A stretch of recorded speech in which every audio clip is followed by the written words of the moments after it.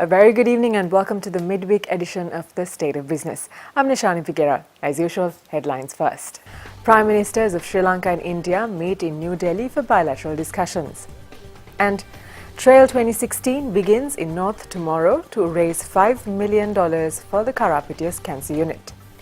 Prime Minister Ranil Wickremesinghe met Indian Premier Narendra Modi for bilateral discussions at the Hyderabad House in New Delhi today. Prime Minister Ranil Wickremesinghe is in India on a 3-day state visit. Tomorrow he will attend the Indian Economic Forum to be held in New Delhi. Today, Prime Minister Wickremesinghe met with former Indian Prime Minister Dr. Manmohan Singh and leader of the Indian Congress, Sonia Gandhi, in New Delhi. Congress party leaders commended the political reconciliation created in Sri Lanka, adding that it was one of the greatest victories Sri Lanka achieved in the recent past. They have also discussed a proposal by Prime Minister Ranil Wickremesinghe to develop South India and Sri Lanka as a sub-economic region. Meanwhile, Indian External Affairs Minister Sushma Swaraj called on Prime Minister Ranil Wickremesinghe in New Delhi. Issues related to fishermen were among the topics that were discussed. It was decided to have a high-level meeting under the patronage of foreign ministers of the two countries to discuss the fishermen issue in November. The fisheries ministers of India and Sri Lanka will also participate in the meeting. Cabinet spokesperson Minister Rajitha Senaratne says he's not pleased with the way in which probes are carried out into allegations of large-scale corruption. Addressing the weekly cabinet briefing, he said that institutions that are assigned to probe those cases are pursuing small-scale cases, disregarding constant requests to pursue large-scale allegations. ඒක මාත් පිළිගන්නවා මේ තවම මේ පරීක්ෂණ පවත්වන්නේ ලක්ෂ ගණන් මේ මිලියන 4-5 ඒවා ගැන තමයි මේගොල්ලෝ පරීක්ෂණ පවත්වන්නේ. එකක්වත් හරි ලොකු එකක් ගැන හරි පරීක්ෂණයක් තවම කෙරෙන්නේ නැහැ. අපිත් ඒක විවේචනය කරනවා. ඒක කැබිනට් මණ්ඩලෙත් අපි කතා කරලා තියෙනවා. අනිකුත් තැන්වලත් අපි කතා කරලා තියෙනවා. පැහැදිලිව මේ ආයතන වලින් කරන්නේ මේ සුළු සුළු සිල්ලර ඒවා තමයි මේ හොය යන්නේ. ඒවයි තියෙනවා බිලියන ගානක හොරකම් කළා. ඒවා මොකුත් නැහැ. අර සිල්ලර ඒවා ටික අරගෙන හොයන ඔක්කොම. ඒක තමයි අපිටත් මේ හොයාගන්න බැරි මොකද්ද මේ වෙන්නේ කියන එක. අපි හැමතිස්සෙම කිව්වේ මේකේ තියෙන මූලිකම විශාල දේවල් ටික අරගෙන ඒවා විභාග කරලා ඒවා පිළිබඳ වාර්තා දෙන්න කියලා. මේ රටේ ධනය මහා පරිමාණයෙන් බිලියන ගාණෙන් මංකොල්ල කාපු ඒවා තියෙනවා ඕන තරම් කේසස් 50ක් 100ක් විතර. අන්න ඒ ටික අරගෙන හොයන්නේ කියන තමයි අපේ දිගටම අපි ඒගොල්ලන්ට කිව්වේ. හැබැයි එහෙම එකක් කෙරෙන්නේ නැහැ මටත් පේනවා. Sri Lanka will sign air services agreements with Norway, Sweden, Finland and Denmark. The relevant cabinet proposal has been submitted by Transport Minister Nimal Siripala de Silva. Accordingly, Cabinet granted approval to formally sign the air service agreements and to take necessary action for its enforcements. Meanwhile, Cabinet has granted its approval for the establishment of an industrial park for leather industry in Batticaloa district. The leather industry has been identified by the government as a priority for development with its potential to access export markets. It will help earn a considerable amount of foreign exchange as well as create more than 10,000 direct and indirect employment opportunities. The State of Business will return with more news after this short break. Do stay with us.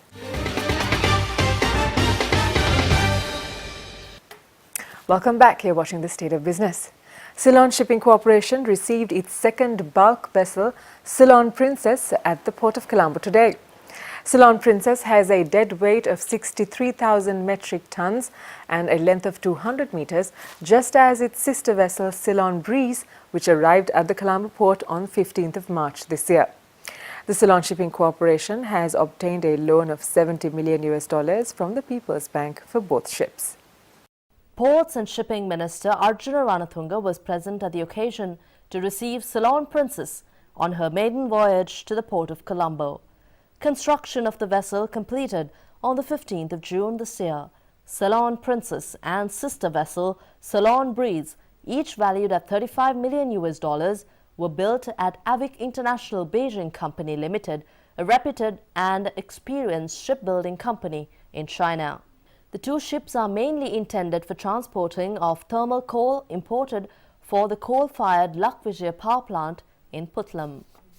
පහුගිය කාලේ මේ නැව් සංස්ථාව මම හිතන්නේ ලෝකේ නැව් නැති එකම නැව් සංස්ථාව බවට අපේ නැව් සංස්ථාව අපි බලාපොරොත්තු වෙන්න ඕනේ අපි කොහොමද අපි වැඩිච්ච වලෙන් ගොඩ එන්නේ කියන එක.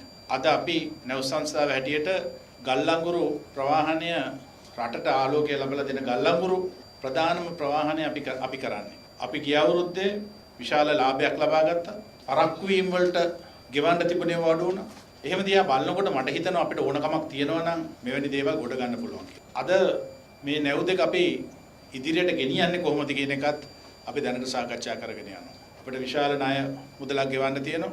සමහර අය මමත් කැමති මේක අපිට තියාගන්න පුළුවන් නම් අපිටම තියාගන්න පුළුවන් නම් අපිට කොහොමද මේක ගෙවන්නේ කියන එක අද අපි සාකච්ඡා කරගෙන යනවා. And now let's take a look at some stories in brief. Mass Holdings and the Royal College Union have pledged 100,000 US dollars and 50 million rupees respectively for Trail Sri Lanka 2016.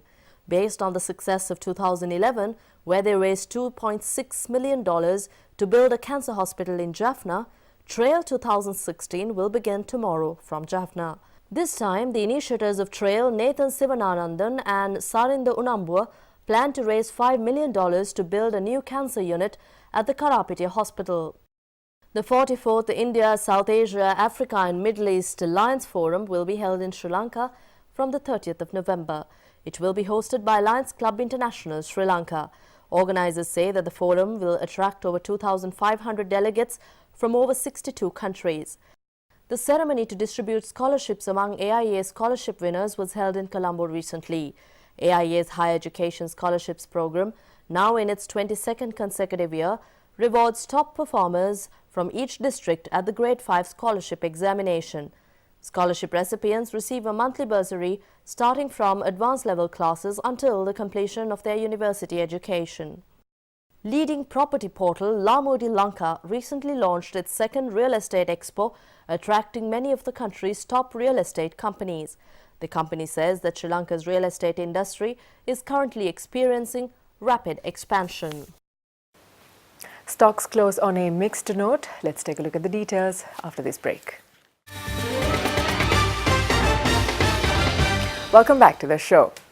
The bourse closed mixed, with the market losing points mainly due to commercial credit and Asiri hospitals falling in share price. Local high net worth and institutional interest were seen on CW Mackey and Brown's Investments, with blocks traded on both counters. Meanwhile, retail interest was present in commercial credit, Axis Engineering and First Capital Holdings. The All Share Price Index lost 11.63 points to close at 6,579.78, while the S&P SL20 gained 1.64 points to close at 3,643.58. Turnover for the day amounted to 503.3 million rupees, with 43.5 million shares being traded. Top traded counters were Sampath Bank with 67.5 million rupees, Commercial Credit 63.2 million rupees, CW Mackey 54.1 million rupees, John Keo's Holdings with 50.5 million rupees and Brown's Investments with 30.7 million rupees. Foreigners became net sellers for the day, mainly due to selling in Sampath Bank and John Keo's Holdings. Foreign inflows amounted to 40 million rupees, whilst foreign outflows totaled to 118.6 million rupees. Here's a look at the day's forex rates.